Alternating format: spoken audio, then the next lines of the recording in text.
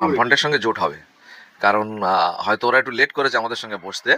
আমরা চিঠিটা অনেক আগে দিয়েছি। আমরা চেয়েছিলাম একটু সাজিয়ে গুছিয়ে লড়াইটা 26-এ সুন্দর করে করা, মানুষের মনের চাহিদাটাকে যাতে পূরণ করা যায়। অর্থাৎ মানুষের একটা ডিমান্ড আছে যে বিজেপি তৃণমূলের এই সাম্প্রদায়িক রাজনীতির বিরুদ্ধে গিয়ে সর্বশক্তি ঐক্যবদ্ধ হয়ে 26-এর নির্বাচনে একটা যাতে কড়া জবাব দেওয়া যায়, এটা কিন্তু মানুষ চাইছে। সেইটাকে মান্যতা দিয়ে নওশাদ ভাই চিঠি দিয়েছিল বামফ্রন্টকে। তো সেখানে আমরা অলরেডি একটা বৈঠক হয়ে আর একটা বৈঠক হয়েছে, দুটো বৈঠক হয়েছে। সুতরাং আমরা বলতে পারি যে বামফ্রন্টের সঙ্গে জোট অলরেডি আমাদের অনেকটা এগিয়ে গেছে এবং বামফ্রন্টের সঙ্গে জোট হবে, এটা আমরা আশাবাদী। কিন্তু কংগ্রেসের সঙ্গে কি হবে সেইটা আমি এই মুহূর্তে বলতে পারছি না। মিম যদি তারাও যদি মনে করে যে ভারতবর্ষের মানে সংবিধানকে মান্যতা দিয়ে তারা যদি মনে করে যে একটা ধর্মকেন্দ্রিক চিন্তা ভাবনা তাদের মধ্যে কিছুটা হলেও প্রকাশিত হয়, আমরা দেখেছি তারা মানে তাদের মানে জনসভার মঞ্চ থেকেই ধর্মীয় স্লোগান দেয়।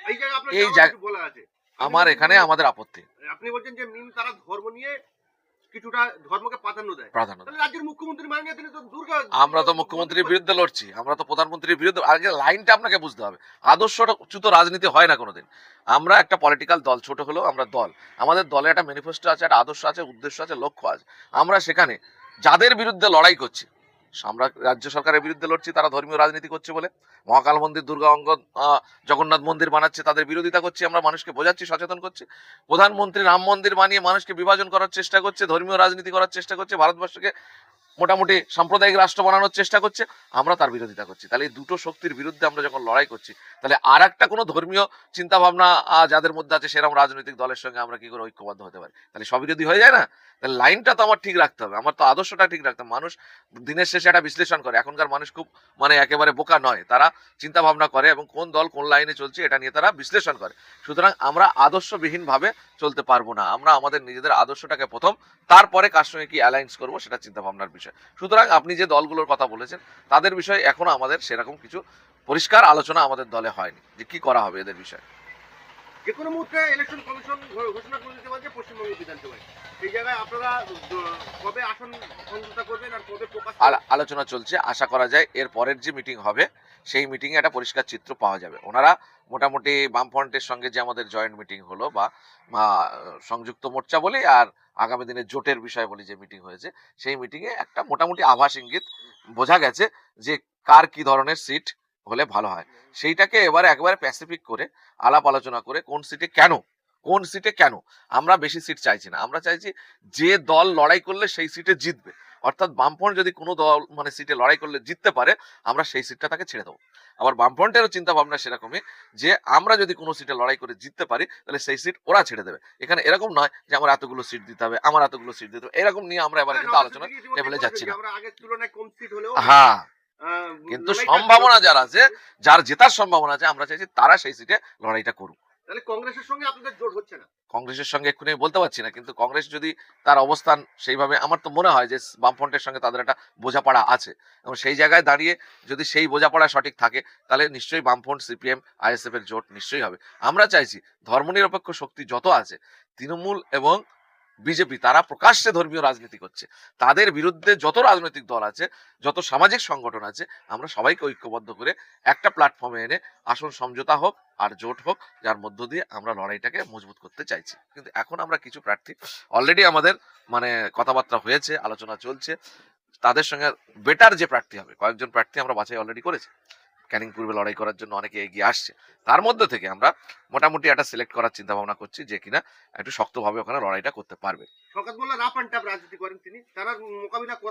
হ্যাঁ, সেরকম প্রার্থী আমরা অলরেডি খুঁজে পেয়েছি, 2-3 জন পেয়েছি। তার মধ্যে থেকে বেটার কে হবে এবং লয়াল কে হবে, পার্টির প্রতি মানে আনুগত্য থাকবে সেরকম ব্যক্তিত্ব বাঁচতে হবে, সেটা নিয়ে অলরেডি আমাদের একটা প্রস্তুতি চলছে। আর একটা কথা এখানে আমি বলে রাখি আলোচনা প্রসঙ্গে, কালকে আমি সোশ্যাল মিডিয়ায় দেখছিলাম শওকত সাহেব বারে বারে বলছে যে নওশাদ সিদ্দিকী তাকে নাকি নটোরিয়াস ক্রিমিনাল বলছে। এটা উনি ভুল বলছেন, ব্যাখ্যাটা ওনার ভুল।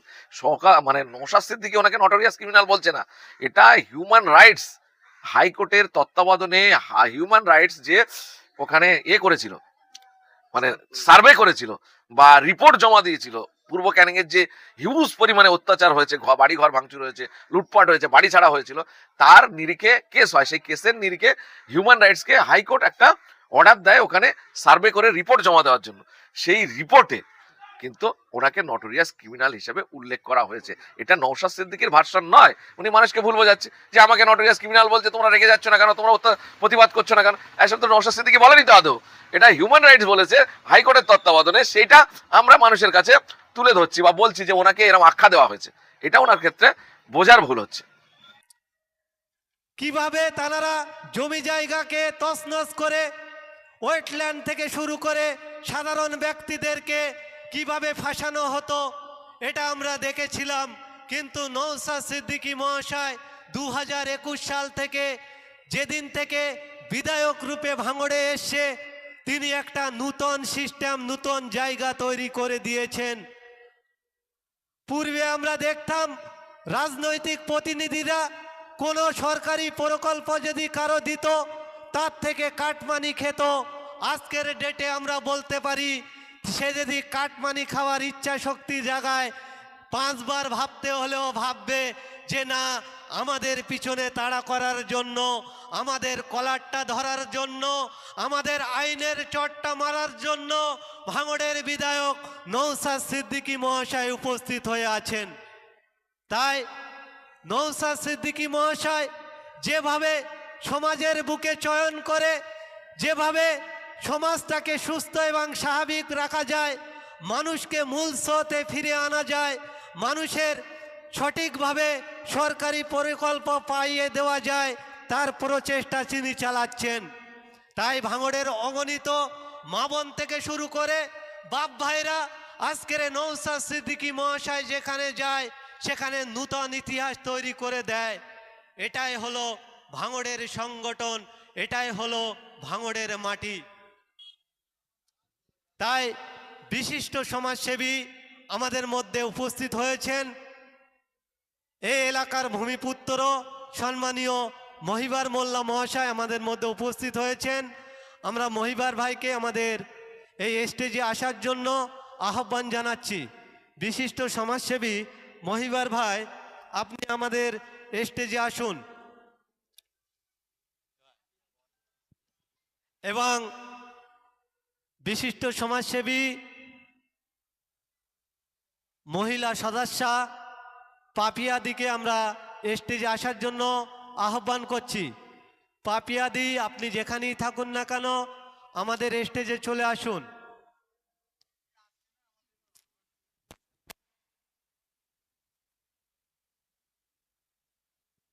ইতিমধ্যে আমাদের মধ্যে উপস্থিত হয়েছেন বিশিষ্ট সমাজসেবী রাকিবুল মোল্লা মহাশয়। আমরা চকমরিচা ভাই ভাই সংঘের তরফ থেকে তানাকে অসংখ্য অসংখ্য ধন্যবাদ জানাই। এবং উপস্থিত হয়েছেন বিশিষ্ট সমাজসেবী জাহির ভাই।